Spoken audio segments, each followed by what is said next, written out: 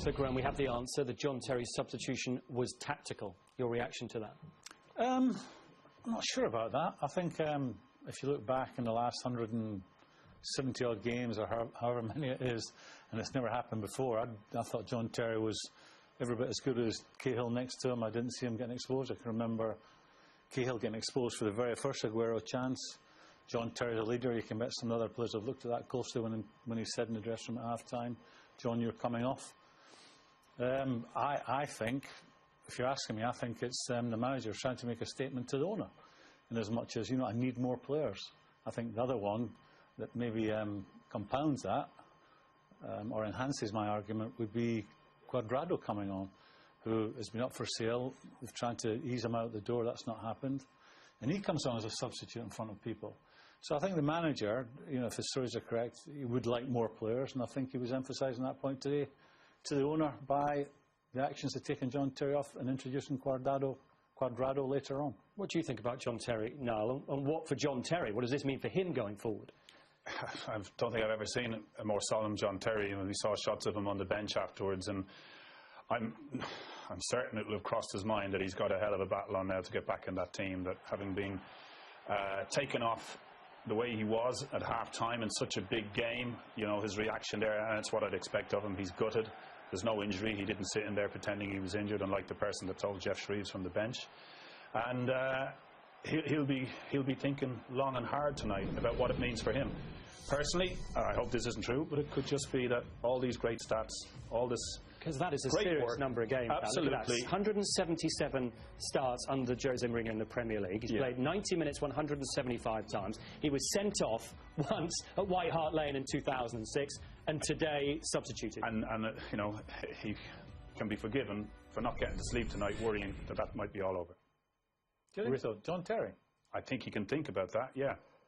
You think he's going to think that John doesn't have is being talked about? He's 35 in December, John Terry. Yet, Niall, it's only, 12 weeks ago. We're talking about the guy who was being linked with the Player of the Year. We were talking, do you remember how it's the outstanding player? Jose doesn't wait and stop for anybody. He's still England's best centre-half. Well, I think the manager's saying to the owner, look, in a not so subtle way, and go and spend the money to get John Stones. Go and buy me more players. I think overall it was harsh on the day for John Terry, because, like you said, I didn't see him do anything wrong. Cahill also got exposed by Sergio Aguero, and a lot of defenders are going to get exposed there at the Etihad against him. So you have your captain on the bench. You're actually not playing well, although Jose thought that they were playing extremely well in the second half. They had a good spell for 10, 15 minutes. Other than that, they were not creating a lot. And it looked like Man City were in control of that game. I think he said it. I think he still has a future at Chelsea Football Club. I just want to go who will be feeling the better tonight, Zuma or him? About playing and having a future at Chelsea. Zuma. Yeah, Zuma, but that's still... And if John Stones comes, or a player like... Jose said it himself, he's still his captain, and he still believes in him. John Terry's still the best centre-half. But Graham, isn't there a point? But isn't there a point? Become something Niall said. Isn't there a point where a guy who's about to be 35 where you have to start thinking about the future, the long term? And today, could that be the turning point? No, I don't think it's anything to do with John Terry and his performance. I think it's down to the manager in a not so subtle way saying to the owner, get me more players. They were in for John Stones. They're not prepared to go any higher. I think he's trying to force the owner's hand to go and buy John Stones, who I think will be a star. But for me, there's nothing wrong with John Terry. The 35 is the number, 34 is the number. John Terry, for me, is still the best English centre-half. Then surely something else at play here. You have to speculate, but something else at play here. Well, could there be a problem between player and manager, for example? Well, no, you've asked me my opinion. That's how I see it, because I don't see, as a football person, looking at John Terry playing football today, he did much wrong. He was up against the best centre-forward of his type in the world, in my opinion, in Aguero. Yes. He's going to mess anyone around. Like he did with Cahill. And Cahill is young and fresh, and he got exposed, and that's just the way it is. I still think that John Terry will play next weekend, and he will still be out there, even if Stones... I don't. You don't think so? And I think it's about opinions, and Graham has your opinion.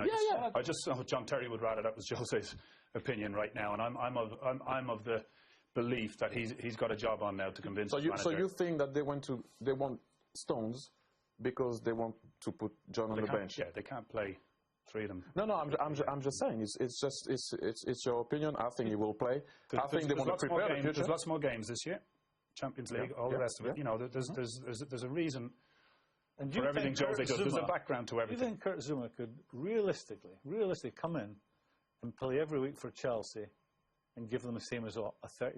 Is he 34 or 35? He's 34 going to be. He done turning himself a bit of good today, and John Terry didn't. And as of today's Oh, wait a minute. performance, John Terry's on the pitch, 45 minutes, 1-0.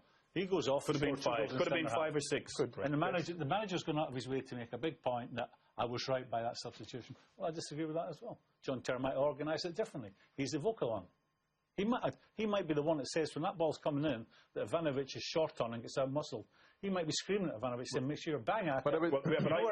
I just think this could be the start of the end of the phasing out of John Terry. That's all I'm saying. Well, I think when you sign a one-year contract, it is the beginning then because they're putting you on trial, aren't they? But there is one thing that I wanted to say. So last week we were talking about the doctor after not a good performance from Chelsea. And today we're talking about John Terry. Rather if he was good or not good, or Aguero exposed him or not. And we're not talking about Chelsea not playing very well and again being exposed so many times. That's a massive move by a manager, isn't it? It's half-time, Thierry, for the captain to be substituted. Yeah, especially for the guys that are going to step on that field again without their leader. You know, you look on the bench, he's on the bench. Do you imagine that dressing room at half-time? Yeah, you're like, coming off. It's a bit of a shock. As it happens, they look, yes, less exposed, but I don't think that John Terry was more exposed than Cahill in the first half. I just think their manager made too much of a point of how right he was for making the substitution. That's telling in my book. You see, I thought Chelsea today, they could have been 4-0 down within half an hour. But actually, when they got back into the game, it was just when City scored. And then it's 1-0 up to half-time. And the start of the second half, Chelsea did OK again. And it was the sort of, the goal came from a bit of a lull in the game when Vincent Kompany gets in front or muscles Ivanovic. But Chelsea weren't that bad today. The 3-0 suggests they got beaten well. And I suppose when you examine the kind of chances and the kind of saves that Begovic had to make from those chances, you would say that 3-0 didn't flatter City. But the overall picture, as we're sitting here right now, I don't think Chelsea were that bad. I think that John Terry will be worried tonight, and I agree with that. He will go home thinking, am I going to play next weekend? Because that never happened to me before, especially like that big game, halftime, you're losing, captain on the bench. I still think he will have another chance. When you've conceded, and I talked about the defensive stats as well, the attempts they've conceded on their goal, 18 in 2 games, 5 goals, maybe it makes sense to make a change in defence. The manager's perfectly entitled, and he's the most important person. His decision is crucial, and I just got the feeling, especially looking at John Terry, he looked a broken man when we went to him. The cameras went to him a couple of times during the second half.